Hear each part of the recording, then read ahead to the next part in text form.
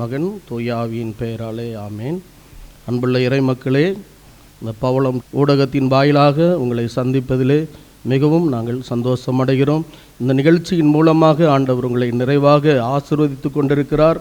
அதற்காக நாங்கள் ஆண்டவரை துதிக்கிறோம், உங்களுக்காகவும் நாங்கள் செபிக்கிறோம். இந்த வேளையில் ஆண்டவரை துதித்து பாடி அவரை மகிமைப்படுத்துவோம்.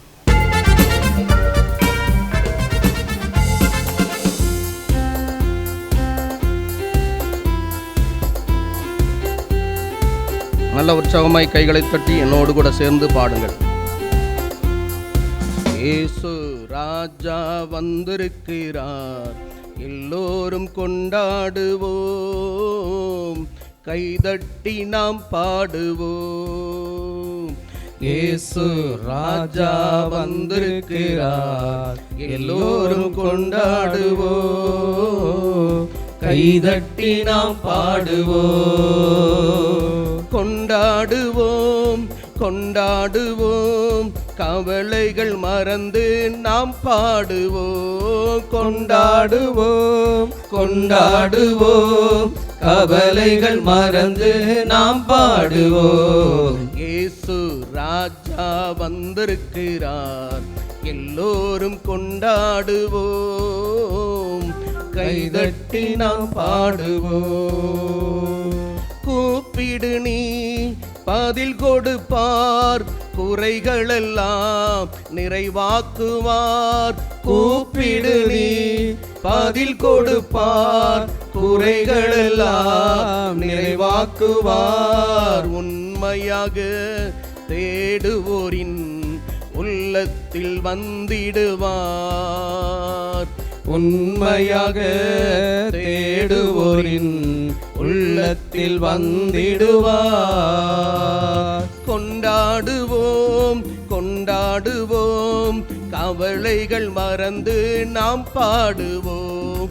கொண்டாடுவோம் கொண்டாடுவோம், கவலைகள் மறந்து நாம் பாடுவோம். இயேசு ராஜா வந்திருக்கிறார், எல்லோரும் கொண்டாடுவோம், கைதட்டி நாம் பாடுவோம். மனதுருக்கம் உடையவரே, மன்னிப்பதில் வல்லவர். மனதுருக்கம் உடையவரே, மன்னிப்பதில் வல்லவர். நினைவாய் இருக்கின்றார், ஓடிவா என் மகளே. இயேசு உன் நினைவாய் இருக்கின்றார், ஓடிவா என் மகனே. கொண்டாடுவோம் கொண்டாடுவோம், கவலைகள் மறந்து நாம் பாடுவோம். கொண்டாடுவோம் கொண்டாடுவோம், கவலைகள் மறந்து நாம் பாடுவோம்.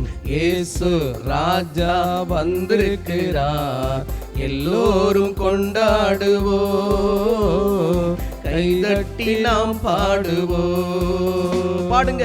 இயேசு ராஜா வந்திருக்கிறார், எல்லோரும் கொண்டாடுவோம், கைதட்டி நாம் பாடுவோம்.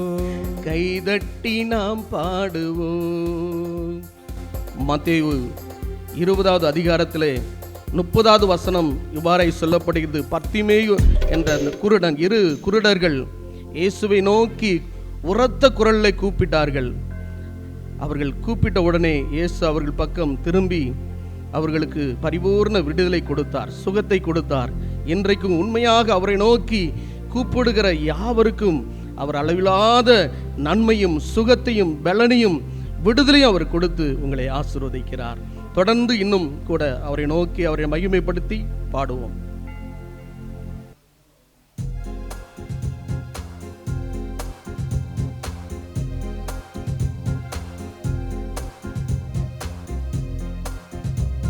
நம் இயேசு நல்லவர், அவர் ஒருபோதும் நம்மளை கைவிட மாட்டார். அந்த உணர்வோடு அவரை நோக்கி நல்ல கரங்களை தட்டி அவரை துதித்து பாடி மகிமைப்படுத்துவோம்.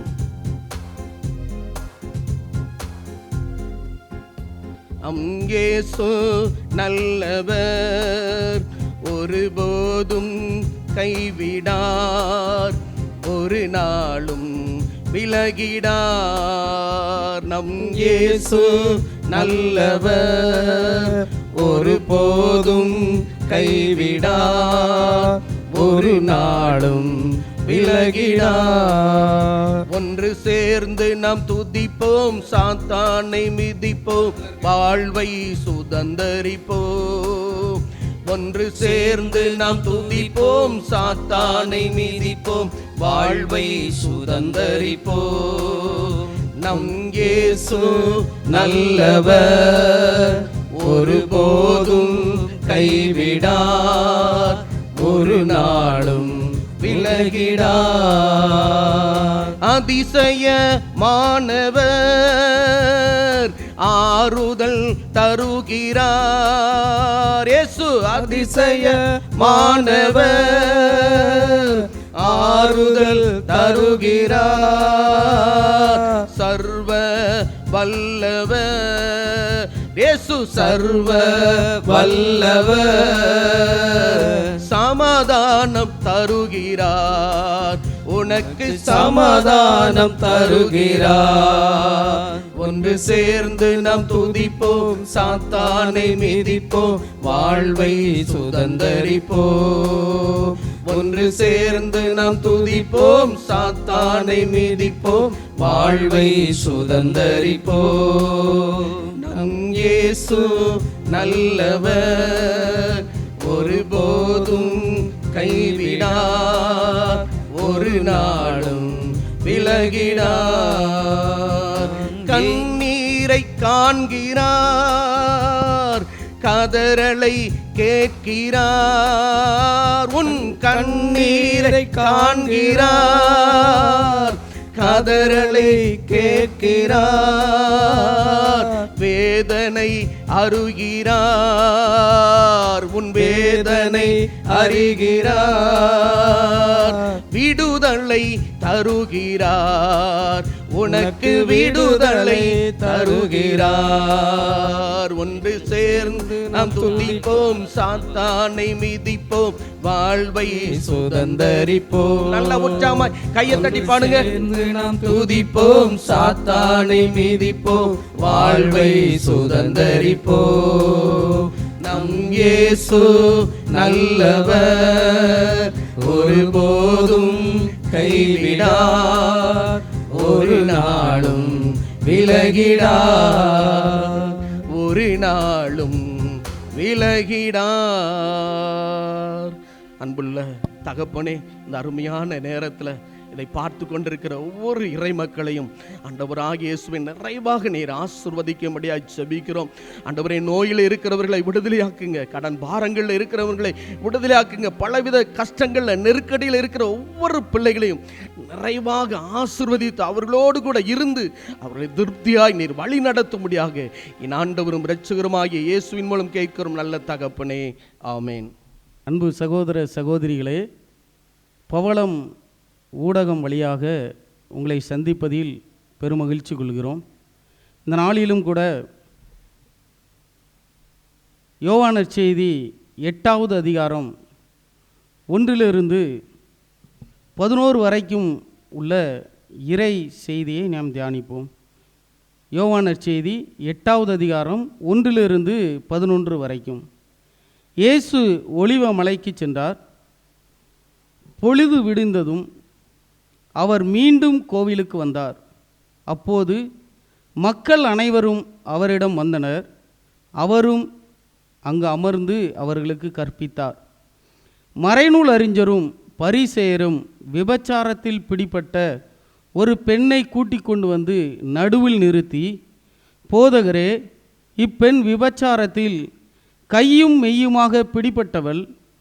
இப்படிப்பட்டவர்களை கல்லால் எறிந்து கொல்ல வேண்டும் என்பது மோசே கொடுத்த திருச்சட்டத்தில் உள்ள கட்டளை.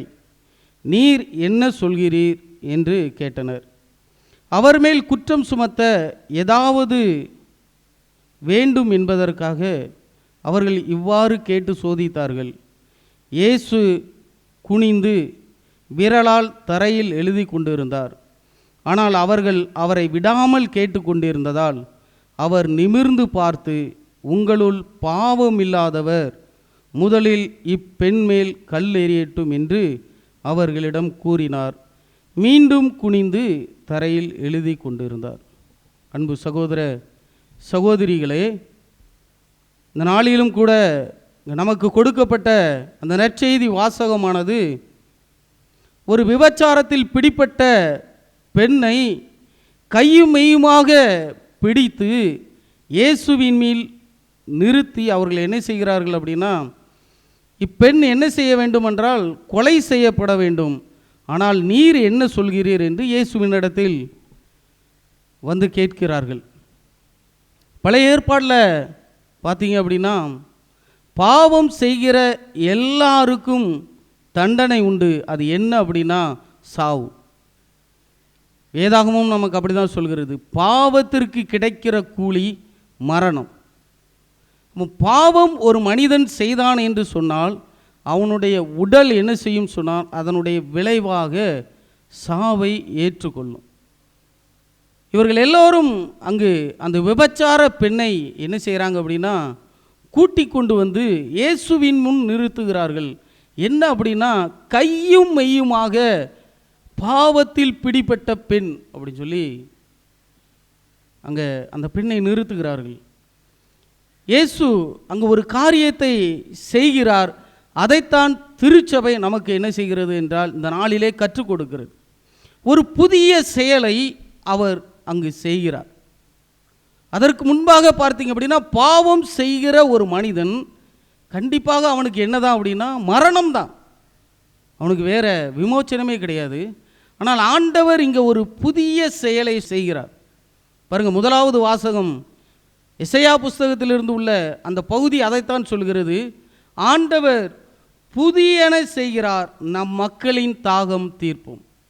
என்ன புதியது செய்கிறார் அப்படின்னா, ஆண்டவர் அங்கே கூட்டி கொண்டு வந்த இந்த பரிசேயர்களையும் மறைநூல் அறிஞர்களையும் பார்த்து கேட்கிறார், உங்களிடத்தில் பாவம் இல்லாதவர் முதலில் அப்பெண் மேல் கல்லெறியட்டும். வேதாகமும் சொல்கிறது, பழைய ஏற்பாட்டில் 10 கட்டளை கொடுக்கப்பட்டது. அந்த 10 கட்டளைகளையும் இயேசு மலைப்பொழிவிலே அதை இன்னும் ஆழமாக சொல்லுகிறார். விபச்சாரம் செய்யாதே என்று கேள்விப்பட்டு இருப்பீர்கள், ஆனால் ஒரு பெண்ணை இச்சையோடு பார்ப்பது பாவம். கொலை செய்யாதே என்று சொல்வதை கேள்விப்பட்டு இருப்பீர்கள், ஆனால் கோபம் கொள்வது கொலைக்கு நிகரான பாவம். பாருங்க, பாவம் செய்கிற ஒரு மனிதன் இன்னொரு மனிதனை பார்த்து நீ பாவம் செய்கிறாய் என்று கல்லால் எறிந்து கொள்ள வருகிறான். ஏதும் சொல்கிறது, பாவம் இல்லை என்று தன்னிடத்தில் கூறுகிறவன் பொய்யன் அப்படின்னு. அப்போ எல்லாருக்குள்ளேயும் பாவம் இருக்கு. ஆனால் அங்கே இயேசுவின் முன்னாடி ஒரு நிகழ்வு நடக்கிறது. பாவம் செய்கிற ஒரு மனிதனையே என்ன செய்கிறான் அப்படின்னா, இன்னொரு பாவம் செய்த மனிதனை கல்லால் எறிந்து கொள்வதற்கு முன் வருகிறான். ஆண்டவர் அதைத்தான் சொல்கிறார், உங்களிடத்தில் பாவம் இல்லாதவர் முதலில் அப்பெண் மேல் கல்லெறியட்டும். அப்போ ஆண்டவர் அங்கு ஒரு புது செயலை, ஒரு காரியத்தை செய்கிறார். அந்த பெண்ணை பார்த்து சொல்கிறார், இவர்கள் யாரும் உனக்கு எதிராக தீர்ப்பளிக்கவில்லையா? நானும் தீர்ப்பளிக்கவில்லை. பாவம் செய்யாத மாசு மறுவற்ற ஒரு ஆட்டுக்குட்டியாகிய இயேசு கிறிஸ்து அந்த இடத்துல சொல்கிறார், பாவம் செய்த பெண்ணை பார்த்து நான் உனக்கு என்ன செய்யலை அப்படின்னா தீர்ப்பளிக்கலை, நீ சமாதானத்தோடு போ, மீண்டும் என்ன செய்யாத அப்படின்னா பாவம் செய்யாதே.